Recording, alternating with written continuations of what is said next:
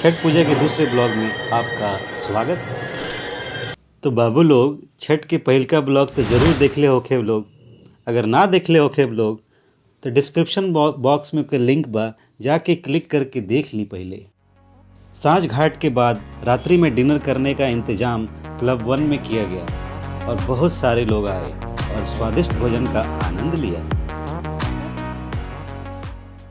पान खाए सैया हमारो सांवरी सूरतिया होठ लाल लाल, आय है मलमल का कुर्ता।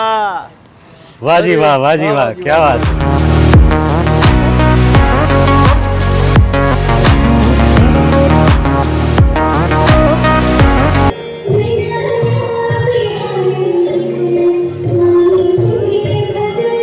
सुबह के 4:30 हो चुके हैं। छठ व्रती अभी से ही ठंडे पानी में खड़े होकर सूर्योदय का प्रतीक्षा करने में लग गए हैं।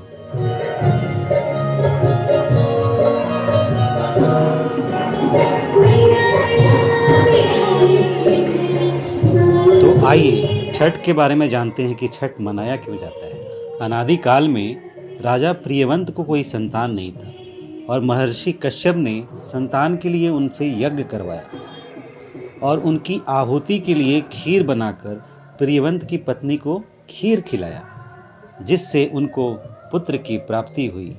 मगर पुत्र मरा हुआ पैदा हुआ। पुत्र वियोग में राजा प्रियवंत ने शमशान जाके अपने प्राण त्यागने लगे।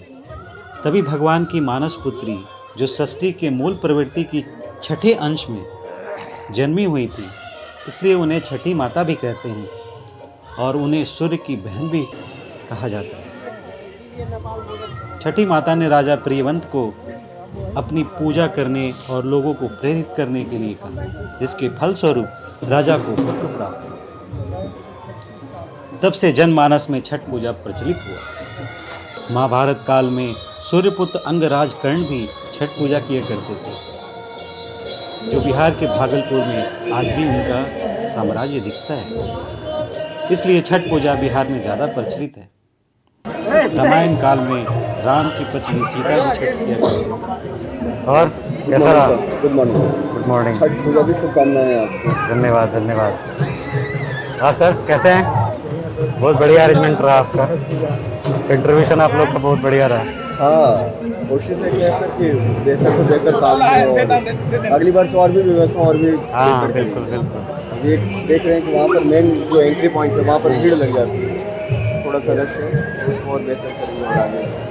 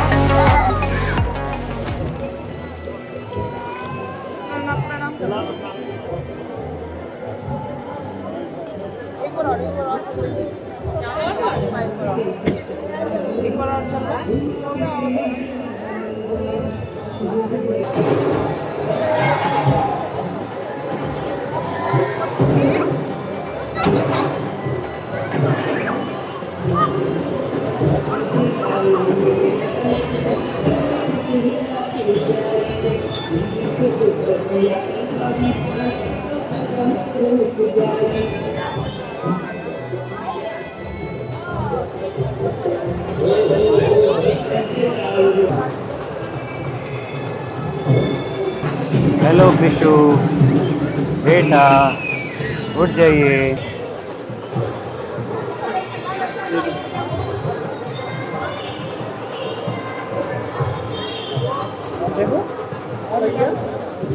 क्या हाल है लड्डू? क्या हाल चाल है? अब बारी है प्रसाद लेने की और देने की। छठ घाट पे सभी एक दूसरे के पास जाकर प्रसाद मांगते हैं, पूजा कर बड़े लोगों के पैर छूते हैं और उनसे आशीर्वाद देते हैं। लोग अगर आपको नहीं भी जानते हैं फिर भी एक दूसरे के प्रति स्नेह, प्यार और सम्मान देते हैं। आइए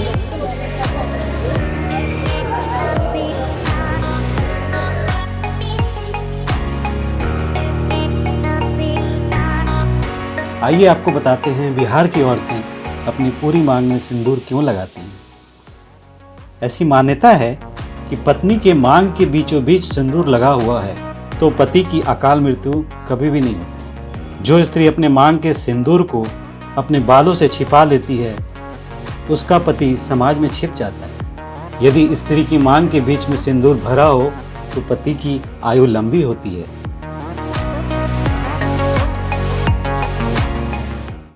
रामायण में प्रसंग आता है जब बाली और सुग्रीव के बीच युद्ध हो रहा था तब श्री राम ने बाली को नहीं मारा। जब बाली के हाथों मार खाकर सुग्रीव श्री राम के पास पहुंचा तो श्री राम ने कहा, तुम्हारी और बाली की शक्ल एक सी है इसलिए मैं भ्रमित हो गया। अब आप ही बताइए श्री राम की नज़रों में भला कौन छुप सकता है। असल बात तो ये थी जब श्री राम ने यह देख लिया बाली की पत्नी तारा की मांग सिंदूर से भरी हुई है तो उन्होंने सिंदूर का सम्मान करते हुए बाली को नहीं मारा। दूसरी बार जब सुग्रीव ने बाली को ललकारा तब तारा स्नान कर रही थी। उसी समय भगवान ने देखा कि मौका अच्छा है और बाण छोड़ दिया।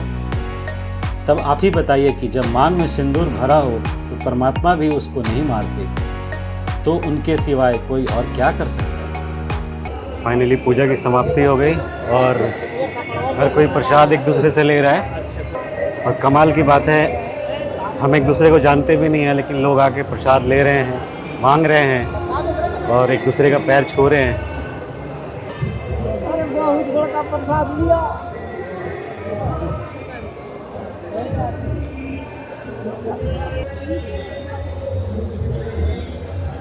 तो फाइनली छठ पूजा की समाप्ति हो गई, लोग अपने अपने घर जा रहे हैं।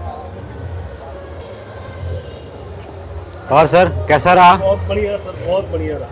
बढ़िया बहुत रहा। प्यारा रहा। और पूजा समिति द्वारा यहाँ पे प्रसाद वितरण किया जा रहा है।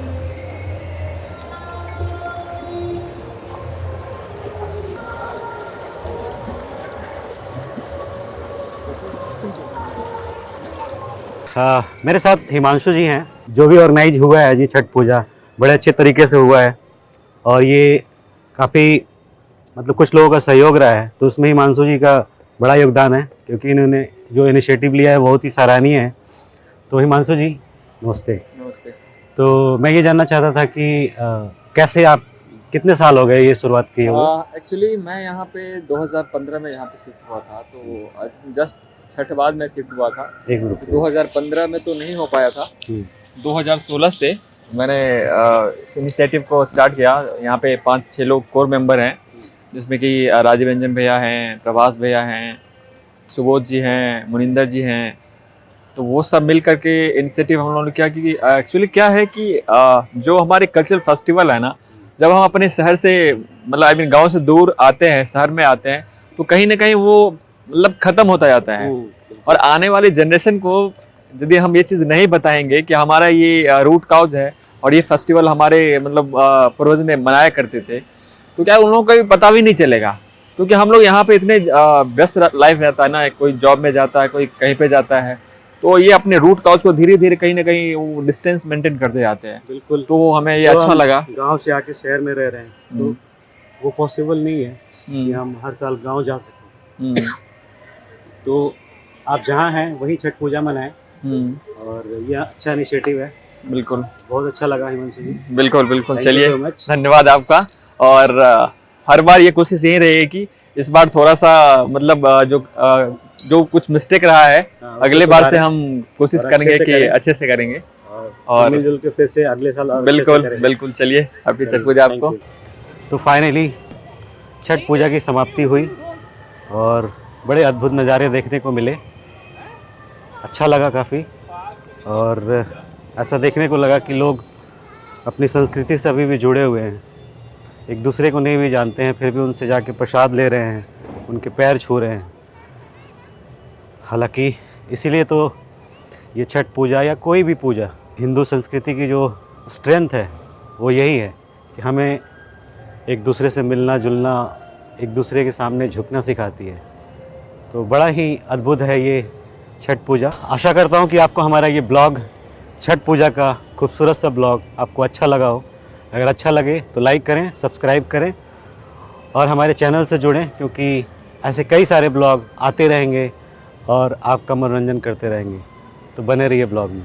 तो मिलते हैं अगले ब्लॉग में।